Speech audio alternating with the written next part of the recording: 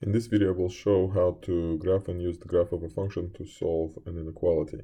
So the purpose of this problem is to solve this inequality below, which using the function notation from above can be rewritten as g of x is greater than 0. So first we have to graph the function g of x, and we recognize that this is a quadratic function. And to graph it, we are going to use one of the three techniques. So we are going either to complete the square, or factor it, or just analyze the standard form. Since this quadratic expression is very easy to factor, I'm going to use the factored form. So that means the axis of symmetry of this parabola will be right in between these two x-intercepts. So 3 plus negative 2 over 2. It is at 1/2. That means to find the vertex, we have to evaluate the function at 1/2. So 1/2 squared minus 1/2 minus 6. It's negative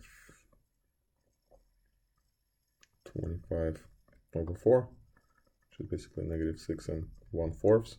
So the vertex is therefore at 1/2, negative 6 and 1/4. And that's enough to graph this parabola. So let's go ahead and find the vertex. So this is 1/2. Negative 6 and 1/4 will be somewhere here. Now, the leading coefficient of this parabola is 1. So that means the stretch factor is 1. So as soon as I label my x-intercepts at 3 and negative 2, I can graph a standard parabola. That means I go 1 to the left, 1 up, 1 to the left and 1 to the right, then 1 up. Then I can go 4 up. So it will look something like this. This is enough points to graph the parabola. So this is what the graph of the function g looks like. Now, how do we use this graph to solve the inequality? Well, the inequality is asking us to find the values of x for which g of x is above 0.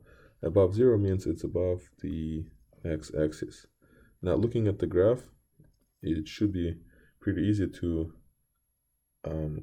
see that the graph of g of x is above the x-axis on this interval. So for x to the right of the right x-intercept, and for x values to the left of the left x-intercept, which is negative 2, and the right one is 3. So just by looking at the graph, we can answer the question asked in the inequality. So we see that g of x is above 0 when x is between negative infinity and negative 2, not including because the original inequality is strict, and from 3 to infinity, again, not including 3. So this is how we graph a function and use the graph to solve an inequality.